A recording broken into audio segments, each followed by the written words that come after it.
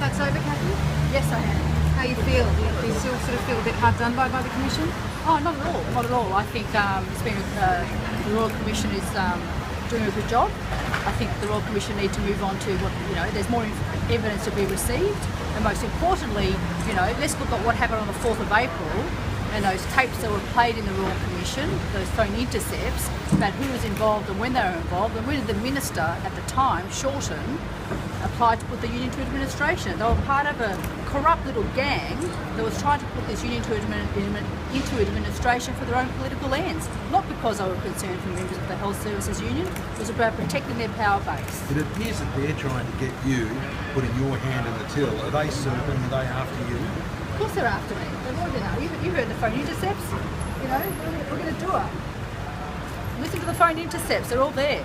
The fix was on between Williamson and Brown, and when those tapes were played, and the date those tapes were played, or when they were recorded, was when Williamson had been stood down. When he'd been stood down, he was having negotiations with the President of the Health Services Union, and the next National Secretary of the Health Services Union, Chris Brown, who comes here to say that he's got clean hands when he doesn't, when he was conspiring with Williamson to get me. And that's been their plan right from the beginning, because they did nothing for 7 months. For 7 months there was silence out of the ACTU, silence from Chris Brown, silence from the Minister, Shorten, and then all of a sudden, lo and behold, they have a problem. The McLean Foundation meets, Mr Mookie gave that evidence on the 4th, and what was different? I'll tell you what was different. Strikeforce Carnarvon had told Mr Hayes that the game was up, that Williamson was not going to survive this, and at that point the Minister gets involved, Shorten gets involved, Daciari get involved. This is the Minister of the Crown abusing federal Crown resources about putting this union into administration to advance its own political needs. And this is the man that wants to run this country. Did it seem a little awkward? It seemed a little icy as a viewer watching you being cross-examined by your former lover. How was it? I just could not believe he had the audacity to sit there and want to cross-examine me. Forget the former lover stuff, everybody makes mistakes and has a charity shag along the way. But quite frankly, what I heard on those tapes the previous day in the Royal Commission, when Brown and Williamson are colluding to who would fix me, they named Mr Irving. And Mr Irving is up to his neck in it. Mr Irving is not your normal solicitor or normal barrister. There are Labor lawyers, particularly somebody like Mr Brown, is a combatant. Mr Brown is not your, Mr Irving is not your sort of Phillip Street refined gentleman. Mr Irving is a combatant in this. Mr Irving has skin in the game.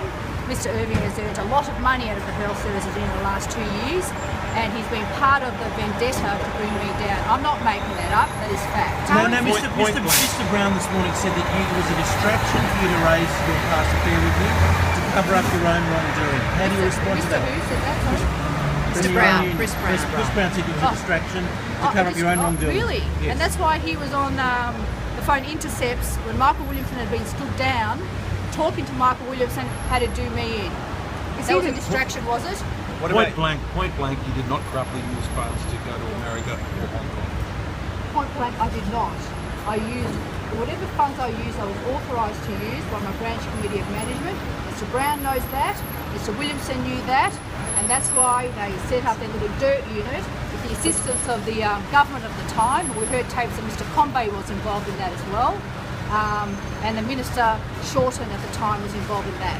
Cathy, how is all this affecting you personally? You're on sick leave. Would you go back and be a whistleblower again? Would you do it all again? I don't think so. Why would you? Why would you to go through this? Why would you go through this process to get to this point when all they're interested in is Cathy Jackson, and the Minister and the ALP dirt machine have been very successful in that, making sure that the focus of this Royal Commission is me, and what they should be looking at is how did this happen? How was the HSU's corruption allowed to occur even after I'd gone to the police? Even after I'd gone to the police, Brown, Irving, Hayes,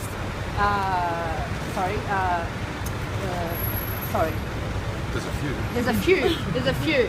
The minister, Dracula in charge of the blood bank, Mr. Shorten, an aspiring Prime Minister of this nation, and I find it quite amusing and distressing at the same time that the media weren't prepared to name him in those rape allegations, and yet the media are very happy to put front page articles of my confidential property settlement and my children's details in the paper. Those documents were obtained illegally. They were not obtained through this Royal Commission, and the Australians should hang their heads in shame for publishing allegations like that. You did not. Oh, you did not. What's the one recommendation you'd like to see come out of this whole thing? What I'd like to see come out of this Royal Commission is to make sure that union officials are accountable, that there's a break between the ALP and the unions, and that union members get a true say about who runs their unions. There should be a disclosure of union funding and how union elections are funded, whether they be publicly funded or not, I don't know. But there should be a full disclosure about how union elections are funded.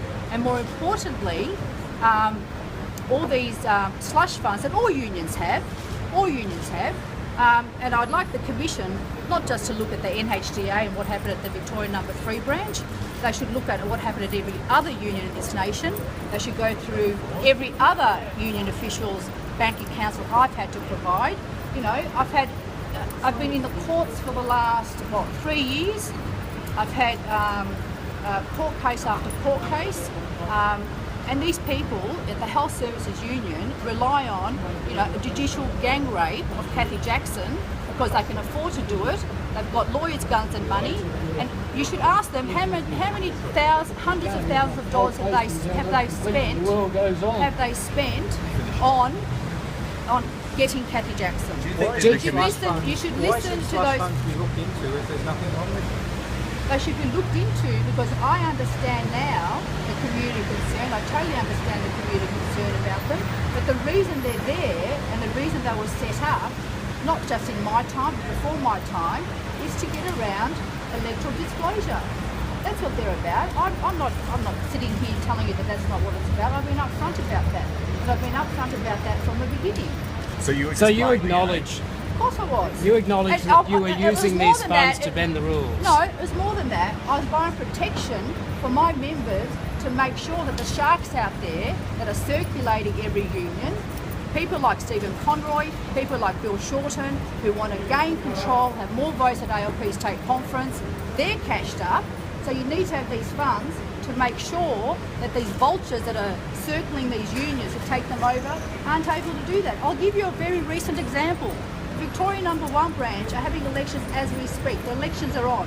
An approach was made to the No. 1 branch. I'm not making this up. You can verify that with people at the very No. 1 branch. Dean Mile, former ETU official, met with potential candidates about a month ago and offered them $60,000. When the candidates asked where this money was coming from, the money was going to come from the MUA and the Firefighters Union. This is happening while there's a Royal Commission happening. So let's not lose track of why this Royal Commission was called. Slush funds, I agree, are abhorrent, but to play the game and to be an effective union leader and to be left alone by those vultures, namely Shorten and Conroy from the right, you need to be able to fight back to protect your patch from these people. Do you think the Commission's lost focus, especially the last couple of days? I just think it's been a big distraction that the National Executive of the Health Services Union, I think, have been quite successful at with their lawyers, guns and money.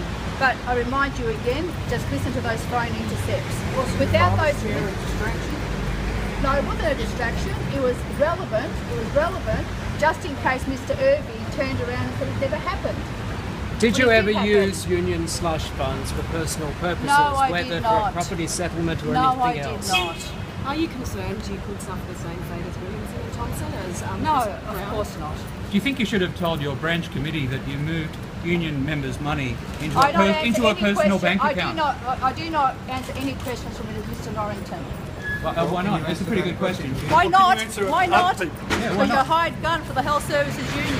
Could you tell us? That's why. Did you That's tell your why. branch? Did you tell your branch committee? And yes, I did. And Mr. You told them Norrington, that you had a and personal Mr. bank Norrington, account with were you union there- members' funds, did Were you? you there in the red turbo spa room with Mr. Thompson? I beg your pardon? After a lunch with Mr. Williamson, What do you mean by that?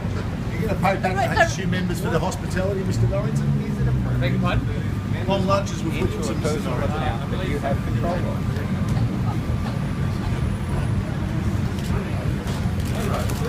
Hey, Kathy, one last question. Yes, Shane. Based on the evidence earlier in the week from Diana Asma and Kimberley Kitching, it's fairly obvious that fraud and theft is still happening at the HSU Victoria My word, #1 it is. branch. My word it is. What My do you word think it should is. happen there? I can tell On the you what. scale of Michael Williamson. I can tell you what should happen to that. I wrote to the Prime Minister, I think about a month ago, seeking that the union was to be put back into administration. This union needs to be put into administration. I have written to the Prime Minister about that. I've had a response from the Industrial Relations Minister saying that they will await the outcome of this Royal Commission before any decision is made. But let me make it quite clear, I have made an application to the Prime Minister to put this union back into administration, and a proper administration. The whole union or just the Victoria #1 branch? The whole union. When you hear those phone intercepts, when you hear Brown carrying on like he's some bloody white knight, when he's up to his neck in it, when Williamson has been stood down, is just unacceptable. Totally unacceptable.